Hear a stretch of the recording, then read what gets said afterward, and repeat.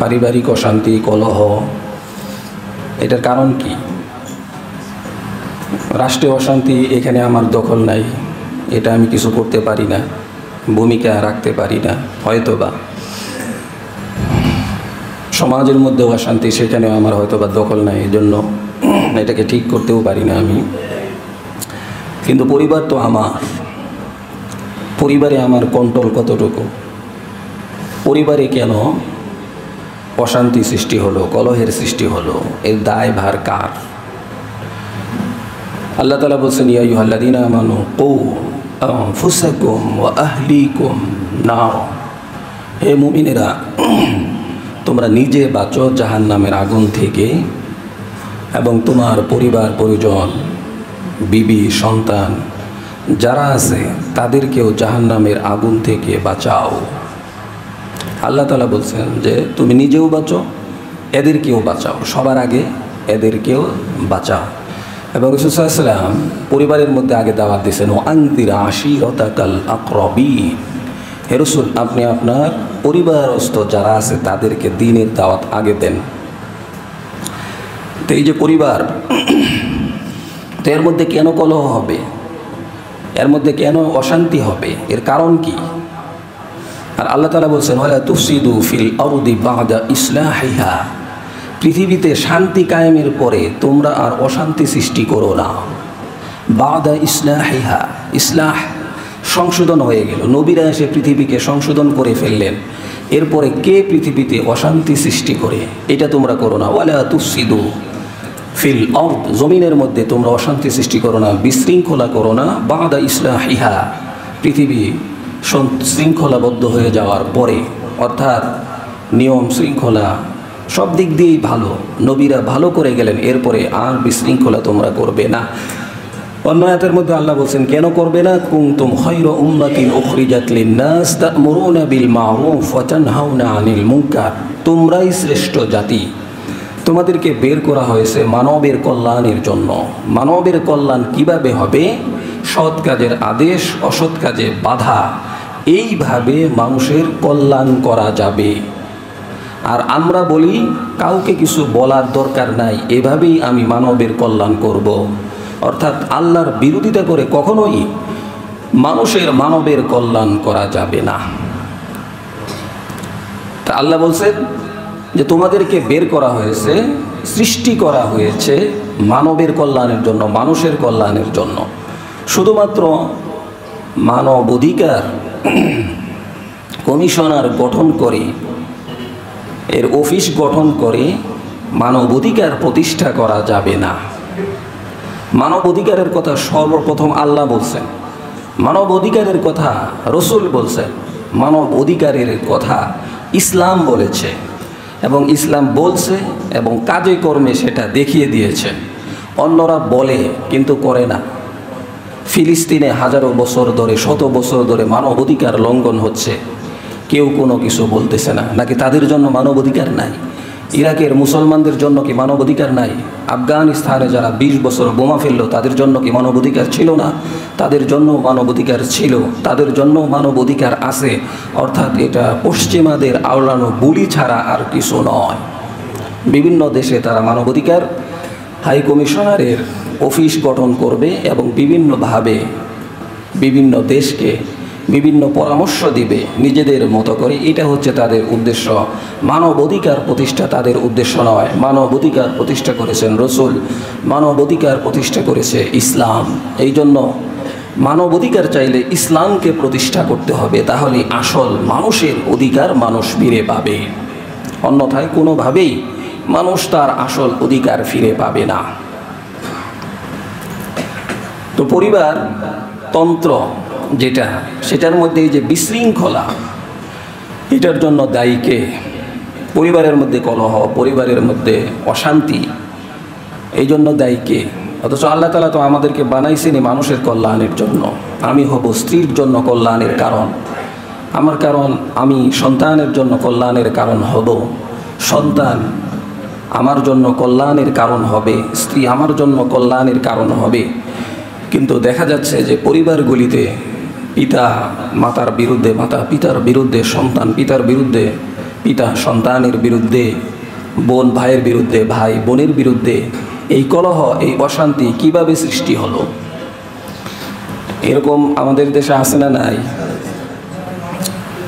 সেটা আপনি যদি থানায় যান দেখতে পাবেন যে মামলার কি অবস্থা, কয়টা মামলা কি নিয়ে, যে পারিবারিক মামলা এবং ভাই বোন পিতামাতা এদের মধ্যে, সন্তানদের মধ্যে জমি জমা নিয়ে, বন্টন নিয়ে মামলা, এই দুই মামলাই সবচেয়ে বেশি।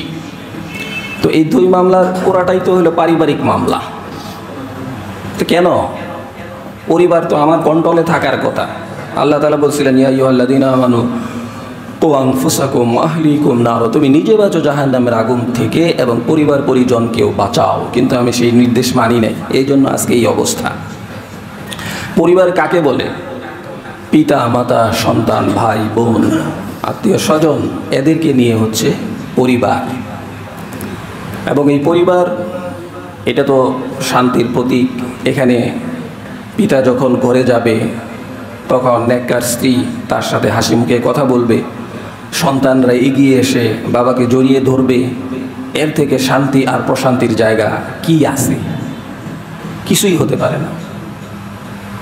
যে একটা ছোট সন্তান, এক সময় এক ছেলে বড়, তারপরে আরেক ছেলে ছোট, তো বড় ছেলের ভালোবাসা কমিয়ে গিয়ে ছোট ছেলের প্রতি চলে গেল, ছোট মেয়ের প্রতি চলে গেল।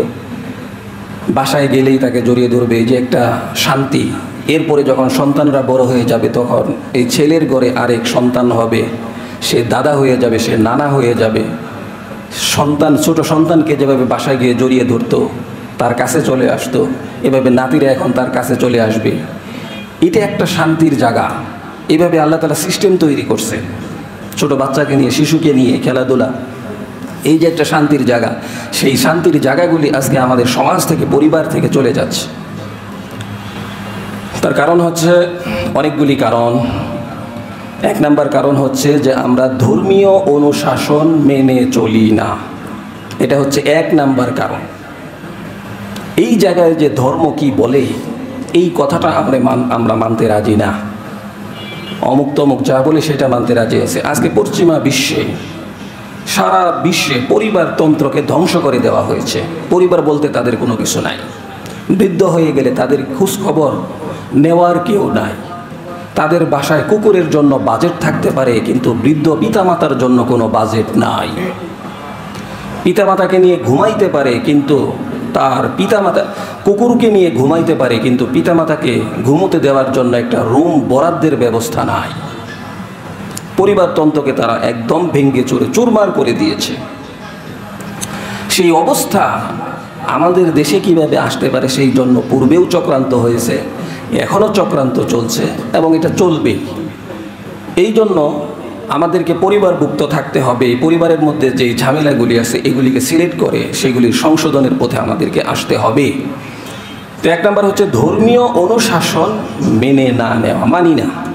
ধর্ম আমার সন্তানের ব্যাপারে কি বলছে, আমার সন্তানের কি হক, আমি পিতা হিসাবে সন্তানের পক্ষ থেকে আমার কি হক, স্ত্রীর কি হক, স্ত্রীর প্রতি আমার কি হক, আমার প্রতি স্ত্রীর কি হক, পিতামাতার প্রতি আমার কি হক, পিতামাতার আমার প্রতি তাদের কি হক, এই হক আমি নিজেই জানি না, নিজে পালনও করি না। এই জন্য একজন আরেকজনের দ্বারা সর্বত্রই জুলুমের শিকার হচ্ছি। সন্তান শুধু আমার 12-13 বছর পর্যন্তই সে আমার কথা শুনবে, সে আমার আদরে থাকবে, আর 15 বছর হওয়ার পর থেকে সে আমার বিরুদ্ধে দাঁড়িয়ে যাবে, আমার বিরুদ্ধে বিদ্রোহ করবে, মার সাথে হাত মিলিয়ে আমার সাথে বিদ্রোহ করবে। এটাই কি পরিবার? এটাই কি পরিবারের শান্তি? এটা পরিবারের শান্তি কিভাবে হইতে পারে? কেন করে এটা? তাদেরকে আমি আসল শিক্ষা দিচ্ছি না, আমি হাতে ধরে তাকে আমার বিরুদ্ধে দাঁড় করিয়ে দিচ্ছি। যখন ধর্মীয় অনুশাসন তাকে বোঝানো হবে না, তাকে বলা হবে না, তখন সেইগুলি জানবেই না যে পিতা কে, মাতা কে, তার প্রতি কি আমার দায়িত্ব। তখন সে যা ইচ্ছা তাই করতে থাকবে। তো এক নম্বর হচ্ছে ধর্মীয় অনুশাসন না মানা। এই জন্য দেখবেন যেই পরিবারের মধ্যে ধর্ম যতটুকু আছে ততটুকু শান্তিও আছে, আর যেই পরিবারের মধ্যে ধর্ম যত দূরে শান্তি ততটুকুই দূরে। এটা আপনি পরীক্ষা করে দেখেন। ধর্ম ছাড়া কোনোভাবেই পরিবারের মধ্যে, সমাজের মধ্যে, রাষ্ট্রের মধ্যে শান্তি আসতে পারে না। শান্তি দেওয়ার মালিক আল্লাহ। আল্লাহ বলছেন ধর্মই তোমাদেরকে শান্তি দেবে, অন্য কোনো তন্ত্র মন্ত্র শান্তি দিতে পারে না। কারণ শান্তি দেনেওয়ালা যদি এই কথা বলেন আর আমরা যদি এটার বিরোধিতা করি, এর থেকে নির্বুদ্ধিতা আর কি হইতে পারে। তো এই জন্য ধর্মীয় অনুশাসন মেনে চলতে হবে, আর ধর্মীয় অনুশাসন মেনে চললে কোনো অপরাধ বোধ কাজ করে না। 2 নাম্বার হচ্ছে যে পরিবারের মধ্যে অশান্তির অন্যতম আরেকটি কারণ হচ্ছে পরকীয়া। পরকীয়া অর্থাৎ নিজের হালাল স্ত্রী থাকতে অন্যের স্ত্রী অন্য কোনো নারীর সাথে হারাম অবৈধ সম্পর্ক তৈরি করা। আজকে আমাদের দেশে আছে এইগুলি, মনে হয় নাই আর কি। তো দেখা যাচ্ছে যে কানাডা, সুইডেন, নিউজিল্যান্ড, নরওয়ে, যেগুলি শান্তির দেশ বলা হয়, সেইগুলিতেও 40%। এদের আর পার্সেন্ট কি? এদের কি আর বৈধ অবৈধ আছে? এদের কি নিজের আর পরের আছে নাকি? এদের তো সবই নিজের, সবই পরের। তো সেইখানেও এই পরিমাণ পরকীয়া। আর আমাদের বাংলাদেশও এই দিক দিয়ে পিছিয়ে নেই। নামাজি, অমুক তমুক এগুলির মধ্যে জড়িত, যুবক যুবতী, স্বামী স্ত্রী পরকীয়ার মধ্যে জড়িত। আর পরকীয়ার ফলাফল কি হচ্ছে? এই যে ব্রাহ্মণবাড়িয়াও কয়দিন আগে যে ঘটনা ঘটছে, আরও বিভিন্ন জায়গাতে। আর পরকীয়া এত মারাত্মক যে পরকীয়ার সামনে যদি বাবাও দাঁড়ায়, বাবাকেও সে হত্যা করবে। পরকীয়ার সামনে যদি নিজের সন্তান দাঁড়ায়, তাহলে সন্তানকেও হত্যা করতে সেই মা দ্বিধাবোধ করবে না, বাবাও দ্বিধাবোধ করবে না। কলিজার টুকরাকেও মেরে ফেলবে পরকীয়ার কারণে। কারণ এখানে শয়তান তাদেরকে উৎসাহ দেয় পরকীয়ার মধ্যে। রসুল বলছেন যে পরকীয়া এটা কিভাবে সম্ভব? তোমার স্ত্রীর মধ্যে যা আছে অন্য নারীর মধ্যে তাই আছে, অন্য পুরুষের মধ্যে যা আছে তোমার স্বামীর মধ্যে তাই আছে। তাহলে তুমি কিভাবে পরকীয়ায় লিপ্ত হও? আয-যানিয়াতু ওয়াজ-যানি ফাজলিদু কুল্লা ওয়াহিদিন মিনহুমা মিআতা জালদাহ। যে পুরুষ এবং নারী যদি বিবাহিত হয়, সেই ক্ষেত্রে তারা যদি জিনা করে তাহলে তাদেরকে রজম করতে হবে, অর্থাৎ তাদেরকে হত্যা করতে হবে। বুক পর্যন্ত মাটির মধ্যে গেড়ে পাথর নিক্ষেপ করে তাদেরকে হত্যা করতে হবে, মৃত্যুদণ্ড দিতে হবে। কত বড় শাস্তি! আর এর পরিণাম সমাজের মধ্যে নানান এফেক্ট তৈরি করে। সমাজের মধ্যে দুর্ভিক্ষ দেখা দেয়, দেশের মধ্যে দুর্ভিক্ষ দেখা দেয়। আমাদের দেশে তো আর দুর্ভিক্ষ নাই, শুধুমাত্র ওই জয়নাল আবেদিনের বইয়ের পাতাতেই সেই দুর্ভিক্ষ না। দুর্ভিক্ষ শুধু খাবারে শর্ট পড়া, এটাই দুর্ভিক্ষ না। দুর্ভিক্ষ এখন খেতে পারতেছেন না, এইটাই দুর্ভিক্ষ। আপনার চাহিদা অনুযায়ী কিছু করতে পারতেছেন না, এইটাই দুর্ভিক্ষ। মানসিকভাবে দুর্ভিক্ষ। তো যাই হোক, এই ধরনের কর্মকাণ্ডের কারণে এই সমস্ত আযাব গজব আল্লাহ তাআলা দিয়ে থাকেন। তো এখন এই যে পরকীয়া, এটা এত বড় একটা মহাপাপ, অত বড় একটা খারাপ জিনিস, যেটা সমাজে এখন অহরহ হচ্ছে।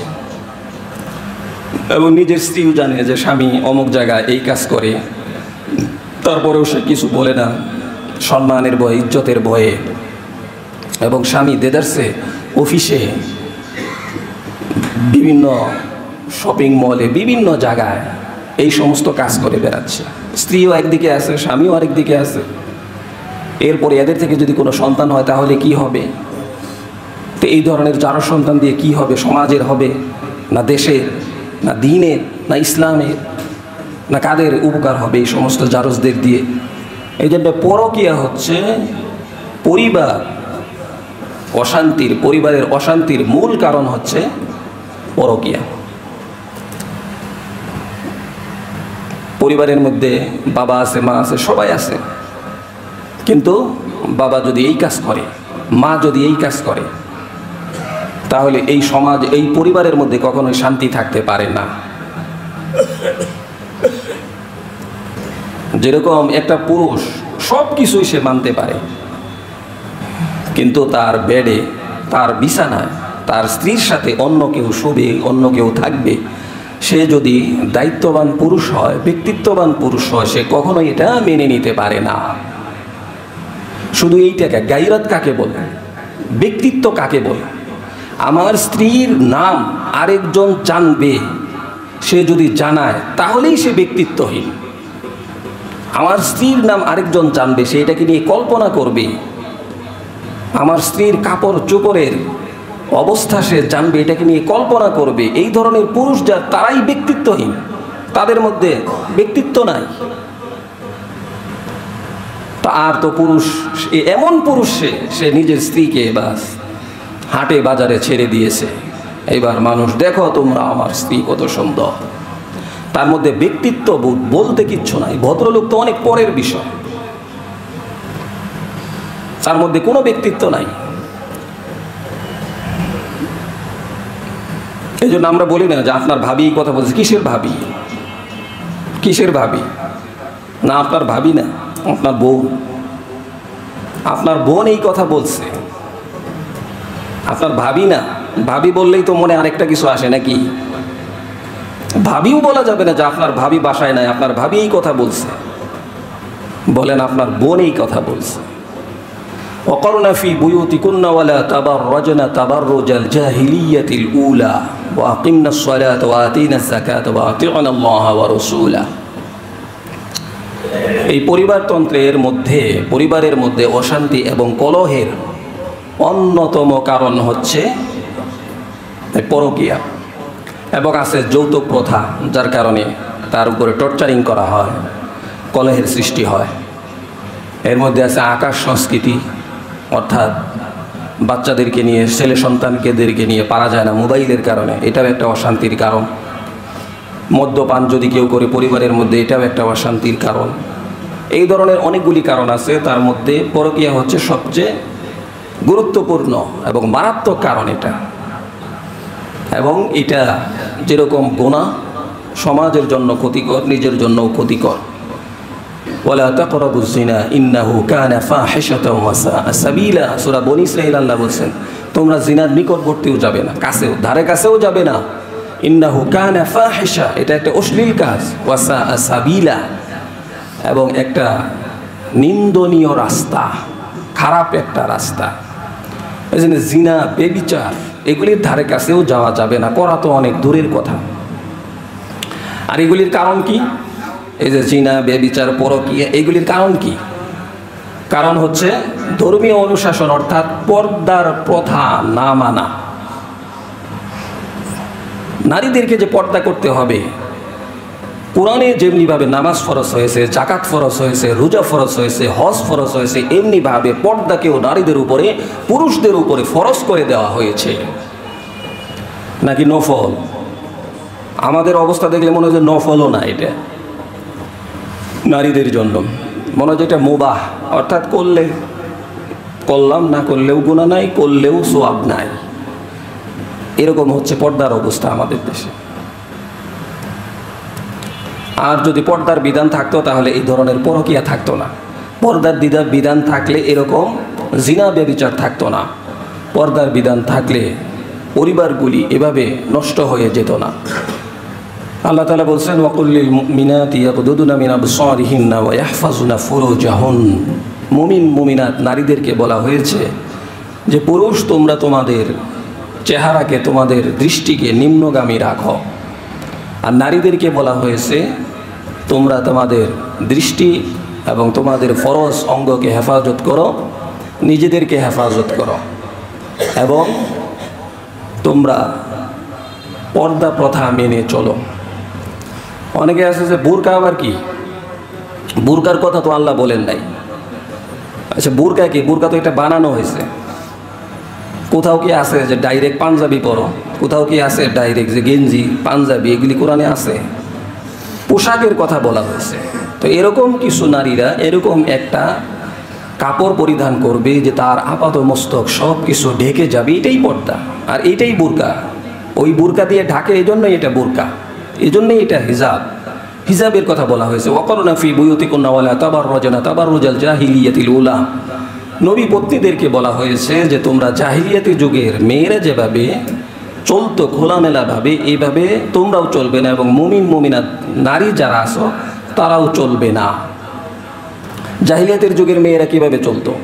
যে তাদের এরকম একটা কামিজ ছিল, এরকম একটা জামা ছিল পাঞ্জাবির মতো, এখন যেটা মেয়েরা পরে কামিজ, সেলোয়ার কামিজ এরকম ছিল, যেটা সেলাই ছিল না, এদিক দিয়ে গলা থেকে নিয়ে পা পর্যন্ত ফাড়া ছিল, এবং ছেলেদের সাথে তারা এভাবে চলতো জাহিলিয়াতের যুগে।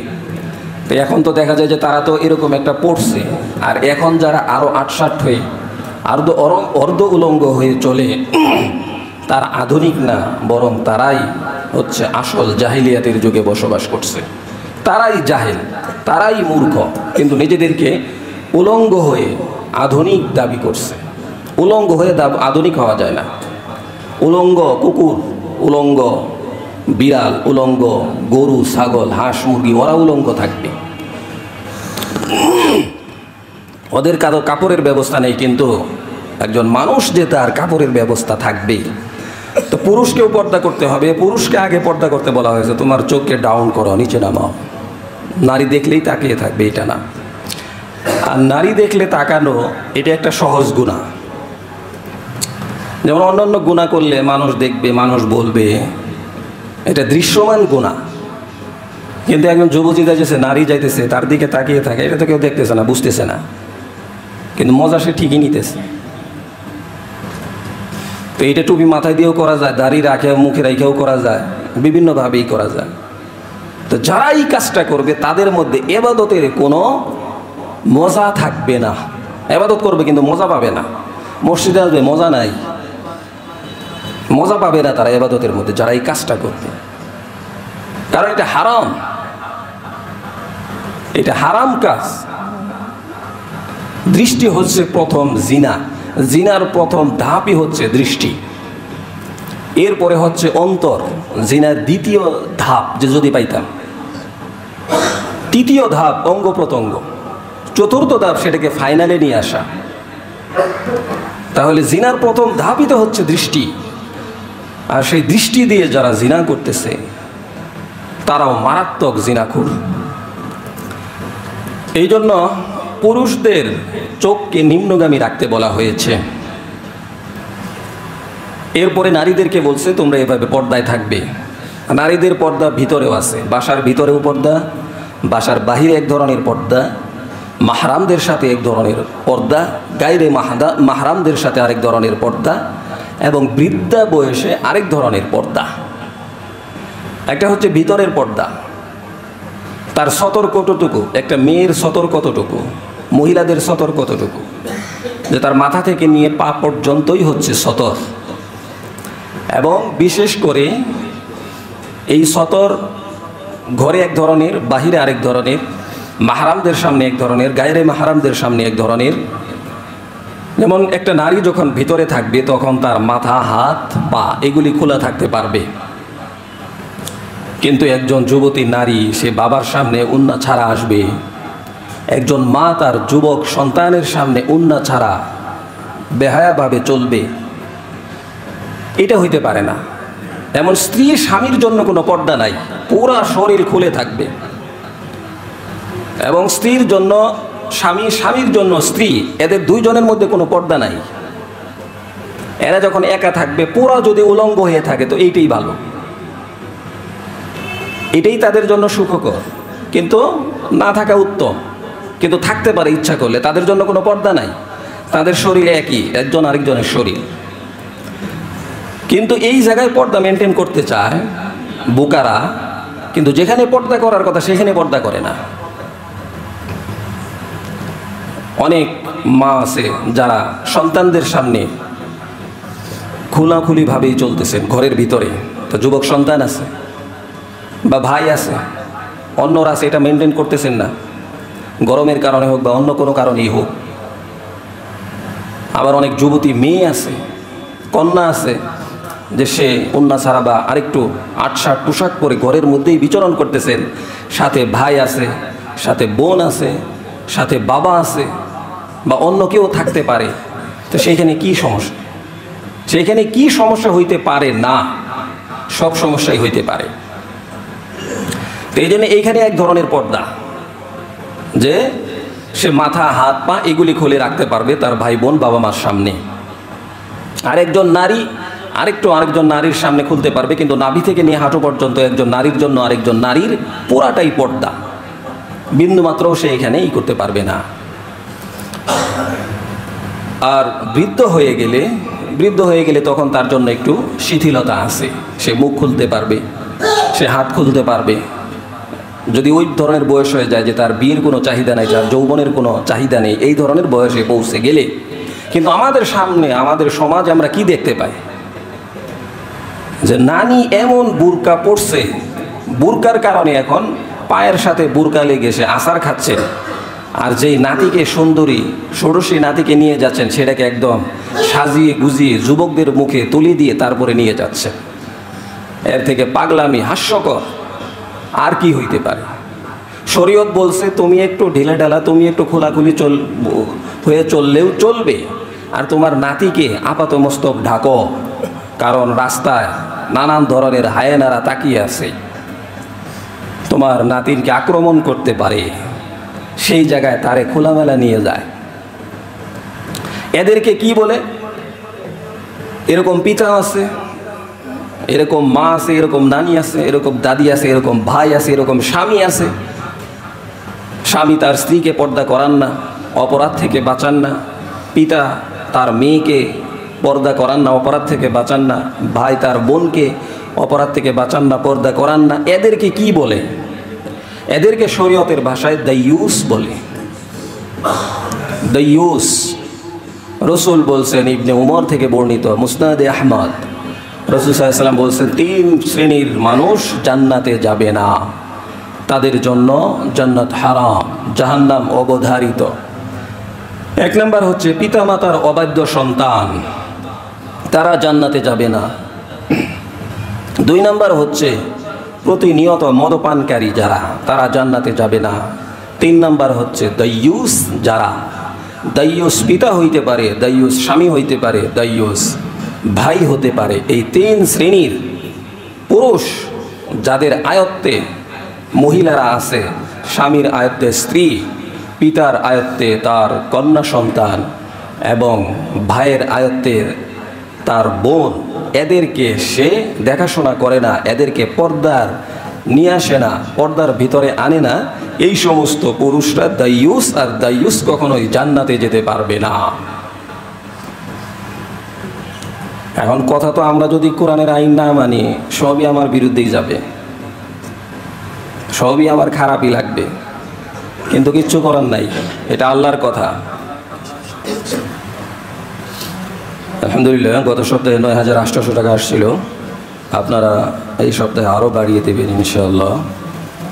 আল্লাহর ঘরে দান করি, আল্লাহ তাআলা সকল ধরনের বিপদ আপদ থেকে আমাদেরকে হেফাজত করুন। তো বলতেছিলাম যে দাইয়ুস হচ্ছে ওই পুরুষ, যেই পুরুষ স্বামী কিন্তু স্ত্রীকে পর্দার ভিতরে আনেন না। স্ত্রী অন্যায় করে, সে কিছুই বলে না।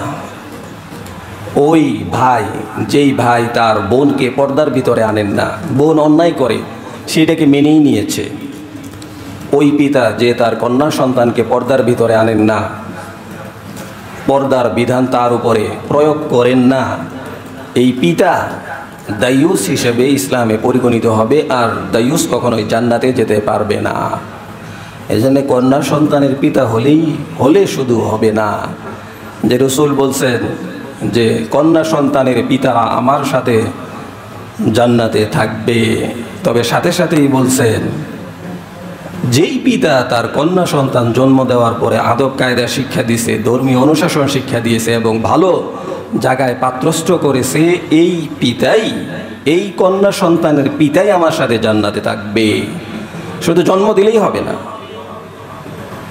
এই ক্যাটাগরিতে পড়লে তারা আমার সাথে জান্নাতে থাকবে। কন্যা সন্তান জন্ম দিছে, কিন্তু একজন কন্যা সন্তান, একজন ওই নেত্রী, আরেকজন সেই নেত্রী, আরেকজন অমুক জায়গায় বেপরদাগিরি করে, আরেকজন জিনা করে, আরেকজন ব্যভিচার করে, আরেকজন পর্দা করে না, আরেকজন সমাজের হাজারো যুবককে নিয়ে হোলি খেলা খেলে, এই সমস্ত কন্যা সন্তান জন্ম দিয়ে জাহান্নামী হওয়া ছাড়া আর কোনো উপায় নাই। এই জন্য কন্যা সন্তানদেরকে আগে থেকেই ধর্মীয় অনুশাসনের ভিতরে আনতে হবে, তাহলে সমাজের মধ্যে শান্তি আসবে। আজকে পর্দা করে না, আশ্চর্য বিষয়, আজিব। আমার বিবি এদিক দিয়ে যাবে আর মানুষ তাকায় থাকবে, আর আমার ব্যক্তিত্ব কোথায়? আমি কিসের ভদ্রলোক? আমি তো মুখোশধারী ভদ্রলোক। আমার কন্যা সন্তান এদিক দিয়ে যাবে, হাজারো যুবক হিংস্র থাবা দেওয়ার জন্য তাদের লালসা নিয়ে তাকিয়ে থাকবে, উল্টাপাল্টা শীষ দিবে। আমার বোন যাবে, আমার কন্যা যাবে, আমার স্ত্রী যাবে, আর এরা হায়েনারা এই ধরনের তাকিয়ে থাকবে, এই ধরনের মন্তব্য করবে, আর আমি এটা মেনে নিব। আমার কিসের ব্যক্তিত্ব? আমি কিসের ভদ্রলোক? এই জন্য পর্দার ভিতরে আনতে হবে। পর্দার ভিতরে আনলে ঐশী জন্ম হবে না। পর্দার ভিতরে আনলে এই যে নানান ধরনের ঘটনা ঘটতেছে, এই সমস্ত ঘটনা ঘটবে না। এখন কিছু আছে আবার বলে যে হুজুর যারা পর্দা করে এরাও তো ধর্ষিতা হয়। আবার একজন অল্প বয়স্কা, যেমন এই যে ময়না ব্রাহ্মণবাড়িয়া, তার কি হয়েছে এখনো তদন্ত সাপেক্ষে কিছুই বের হয়ে আসে নাই। কেউ কেউ লিখছে যে চাচার সাথে তার মায়ের দুঃসম্পর্ক ছিল, পরকীয়া ছিল, এটা সে দেখে ফেলছে, এই জন্য হয়তো বা তারাই তাকে হত্যা করছে, কিন্তু এটাও তদন্ত সাপেক্ষ না। আবার এটা হত্যা করে মেরে মসজিদের ছাদে লাশ ফেলে আসছে, যার কারণে মসজিদের ইমাম মুয়াজ্জিনদেরকে আবার ধরে নিয়ে গেছে। আর আমাদের সমাজে তো সবচেয়ে সহজ হলে এই বিষয়টাই, যে দাড়ি আর টুপি যদি থাকে তাহলে তাকে যে কোনো ট্যাগ লাগানো সহজ। তাকে জঙ্গি বলা, তাকে অমুক বলা, তাকে তমুক বলা, বাস একটা ট্যাগ লাগাইয়া দেও। কিন্তু পরবর্তীতে ঘটনা দেখা যায় অন্যটা। যদি মসজিদের ইমাম মুয়াজ্জিন এই কাজ করে থাকে তাহলে কি লাশ সেখানেই রাখবে? এটা তো সহজ কথা। তো যাই হোক, এটাও তদন্ত সাপেক্ষ। তো এই যে ঘটনা, এই সমস্ত ঘটনা, তার কারণ কি? দেখা যায় যে 6 বছরের 9 বছরের শিশু ধর্ষকের হাত থেকে রেহাই পাচ্ছে না। 60 বছরের বৃদ্ধা মা বোনও ধর্ষকের হাত থেকে রেহাই পাচ্ছে না। তার কারণটা কি? বা পর্দাওয়ালী নারী, সেও ধর্ষণের হাত থেকে রেহাই পাচ্ছে না। তার কারণটা কি? তার কারণটা হচ্ছে এটাই, সেইটাও বেপর্দা। তার কারণ হচ্ছে যে একটা যুবক যখন মোবাইলের মধ্যে অশ্লীল নগ্ন ছবি দেখবে, তখন সে যদি তার যৌবনের জ্বালা মিটাইতে না পারে, তখন আর সে বৃদ্ধ বয়সে কোনো নারীকে দেখবে না, পর্দাওয়ালী কোনো নারীর ব্যাপারে চিন্তা ভাবনা করবে না, কোনো শিশুর ব্যাপারেও চিন্তা ভাবনা করবে না। তার হিংস্র থাবা যেখানেই সে সুযোগ পাবে সেখানেই সে মারবে। তাহলে এর জন্য দায়ী অশ্লীলতা, এর জন্য দায়ী যারা বাজারে বা রাস্তাঘাটে, যারা মার্কেটে অর্ধ উলঙ্গ হয়ে চলে, তারাই হচ্ছে 1 নাম্বার দায়ী। তারা যদি এইভাবে না চলতো তাহলে যুবক এই ধরনের ভাবে তার মন মানসিকতা তৈরি হতো না, এবং সেও এইভাবে হিংস্রতার সহিত এইভাবে হামলা করতো না। এই জন্য এই অশ্লীলতাই দায়ী। এই জন্য পর্দা প্রথা যদি সব জায়গায় চলে, তখন আর এই ধরনের সমস্যা হবে না। আজকে আফগানিস্তানে দেখেন, আফগানিস্তানে শরিয়া প্রথা চালু হওয়ার পরে এই 3 বছরে মাত্র 3টে ধর্ষণ হয়েছে। আর আমাদের দেশে দিনে কয়টা, আমাদের দেশে মাসে কয়টা, বছরে কয়টা? আমেরিকা তো ওপেন সেক্সের দেশ, পশ্চিমা দেশগুলিতে সেখানেও হাজারো মানুষ ধর্ষিতা হচ্ছে, হাজারো মেয়ে ধর্ষিতা হচ্ছে। তাহলে ওপেন থাকলেই ধর্ষণ হবে না তাও না, কিন্তু শরিয়ার আইনের ভিতরে থাকলে ধর্ষণের পরিমাণ অনেকাংশেই কমবে, যেটার বাস্তব উদাহরণ হচ্ছে আফগানিস্তান। এবং আফগানিস্তানে এই যে আজকে ইসলামী শরিয়া চালু হওয়ার পরে সারা পৃথিবীর মধ্যে যাদের ঋণের বোঝা 1 টাকাও নাই, সেটা হচ্ছে আফগানিস্তান। তাদের কোনো ঋণ নাই, বৈদেশিক এবং ভিতরের কোনো ঋণ নাই। অর্থনৈতিকভাবে তারা অনেক উপরে চলে গেছে। অথচ পশ্চিমা দেশগুলি, স্বয়ং আমেরিকাতেও নিজস্ব দেশের বিভিন্ন কোম্পানি এবং বিদেশি ঋণ আছে, অন্যান্য দেশ ঋণ আছে। আর বাংলাদেশ তো কথাই নাই। এই যে বাচ্চা, যে ওই যে আমার সামনে যারা আছে, এদের মাথাতেও ৭৫,০০০ টাকা ঋণের বোঝা। এই ছেলের কাছে আপনি বলতে পারবেন যে তোর কাছে দেশ ৭৫,০০০ টাকা পায়, অমুক দেশ পায়। এটা হচ্ছে আমাদের দেশ। কিন্তু চাপাবাজি এই সেই বলাতে আমরা আফগানিস্তানকে ধুয়ে ফেলি, অথচ আফগানিস্তানের ধারে কাছেও যেতে পারবে না। কারণ কি? কারণ হচ্ছে ইসলামী শরিয়া। ইসলামী শরীয়ত যেখানেই ইস্টাবলিশড হবে, সেখানেই আল্লাহ তাআলা নিয়ামত দিবেন, বরকত দিবেন, মানুষের মধ্যে, পরিবারের মধ্যে, সমাজের মধ্যে, রাষ্ট্রের মধ্যে শান্তির ফায়সালা করবেন। এটা আল্লাহ তাআলার কথা। তো আফগানিস্তানে এরপরে আরও যেই সমস্ত আইন কানুন আছে, তো দেখা যায় যে অধিকাংশই সমস্যা নাই বললেই চলে।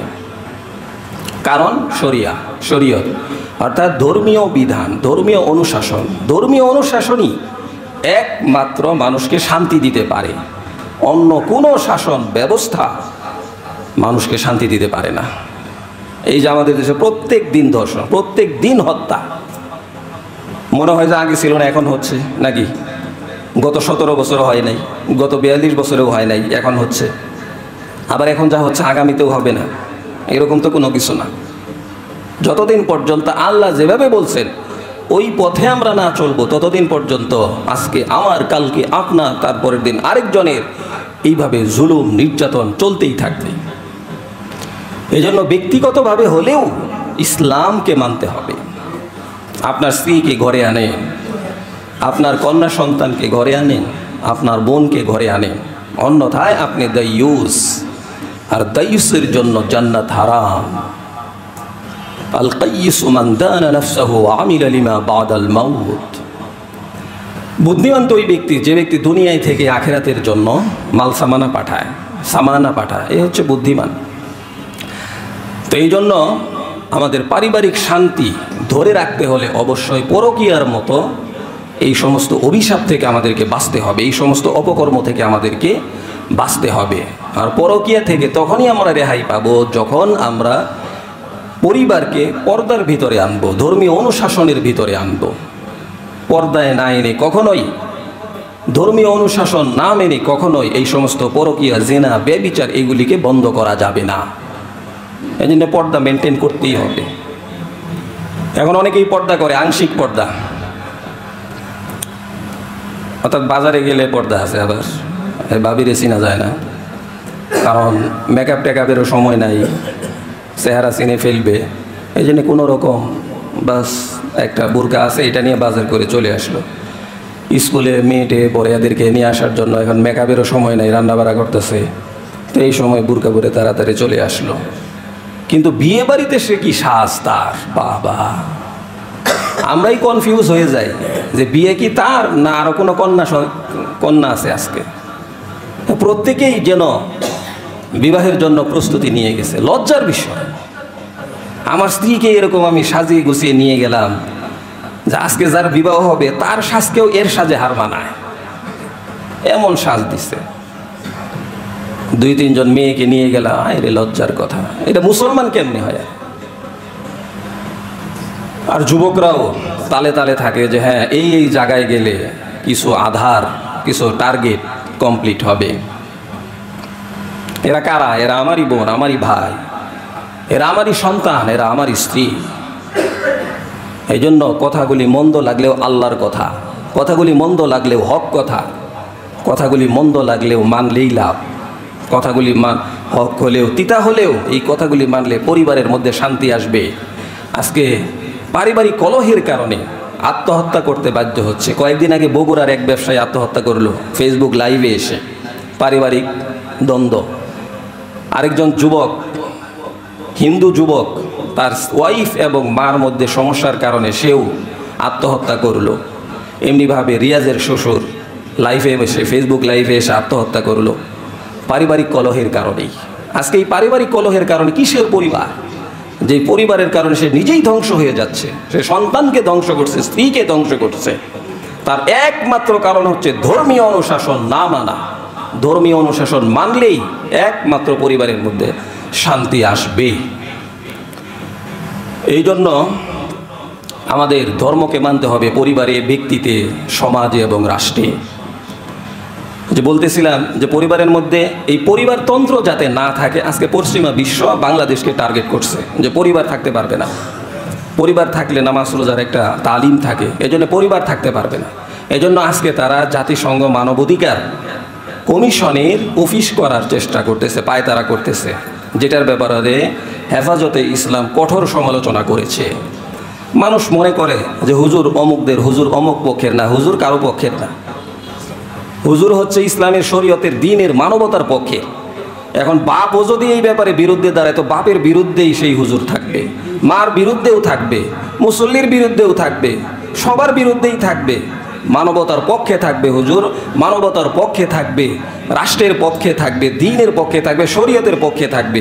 আর এর বিরুদ্ধে যেই দাঁড়াবে তার বিরুদ্ধেই উলামায়ে কেরাম সচেতন থাকবে ইনশাআল্লাহ।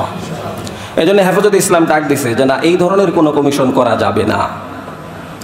আজকে বায়তুল মোকাররমের উত্তর গেট থেকে হেফাজতে ইসলাম ডাক দিছে না, আমরা থাকতে এই ধরনের কোনো কমিশন করা যাবে না, এর জন্য যা কিছু করতে হয় আমরা করব। তো এই জায়গায় আমাদেরও সামিল হওয়া উচিত। আমরা ভালোটা নিব, খারাপটাকে পরিহার করব। কারো সাথে মিল থাকলেই তার আমার সব মেনে নিতে হবে না, এইটা কখনোই হবে না। যখন শরীয়তের বিরুদ্ধে যেই কাজ করবে তার বিরুদ্ধে আমরা কথা বলবো, এটাই হচ্ছে শরীয়তের কথা। তো এই ব্যাপারে আমরা সচেতন থাকব। এবং অবশ্যই আমি যদি দায়ুস হতে না চাই তাহলে আমার বিবিকে, আমার বোনকে, আমার স্ত্রীকে পর্দার ভিতরে আনতে হবে। আমি যত কিছুই করি না কেন, আমার পরিবারের এই অবস্থা, কি লাভ হবে? এই জন্য পর্দা মেনটেন করা জরুরি। আজকে নামাজি আছে, হাজি আছে, অমুক আছে, তমুক আছে, কিন্তু কওমি উলামায়ে কেরাম ব্যতীত আর কিছু উলামায়ে কেরাম আছেন, আর নির্দিষ্ট কিছু সমাজে হাতে গোনা কিছু লোক ছাড়া সকল মানুষ বেপরদার মধ্যে। এই জন্য জিনা ব্যভিচার এত বেশি। আবার কেউ কেউ আছে যে মনের পর্দা আছে, হুজুর সমস্যা নাই, এর মধ্যে মনে অনেক পর্দা। আল্লাহ কইছে মনের পর্দাও করবি, শরীরের পর্দাও করবি। আল্লাহ তো মনের পর্দার কথাও কইছে, ঠিক আছে, কিন্তু আবার শরীরের পর্দার কথাও কইছে। আল্লাহ যদি বলতেন যে না আসলে মনেরটাই করলেই হবে, শরীরেরটা লাগবে না, তাহলে ঠিক আছে। আল্লাহ তো কইছে এগুলি ঢাক, তাহলে তো শরীরের পর্দার কথাও আছে। এই জন্য আগে শরীরের পর্দা, তাহলে মন ঠিক হইব। আর যে শরীরের পর্দা ঠিক না থাকে, মন যতই ঠিক থাক, এই পর্যন্ত যারা পরকিয়া করছে, এই পর্যন্ত যারা জিনা করছে, এই পর্যন্ত যারা ব্যভিচার করছে, এরা মন ঠিক রাখাই কিন্তু বাইরে গেছে, কিন্তু মনকে ঠিক রাখতে পারে নাই। এক হেলোতেই শেষ যে স্বামীর কণ্ঠ থেকে আপনার কণ্ঠ অনেক ভালো, আসেন চা নাস্তা খাওয়া যায়, এরপরে শুরু হইল। তো এই জন্য মন ঠিক রেখে এইগুলি করে, আমি খুব ভালো। তো এই জন্য এদেরকে পর্দার ভিতরে আনেন বাঁচতে চাইলে। আল্লাহ তাআলা আমাদেরকে হেফাজত করুন।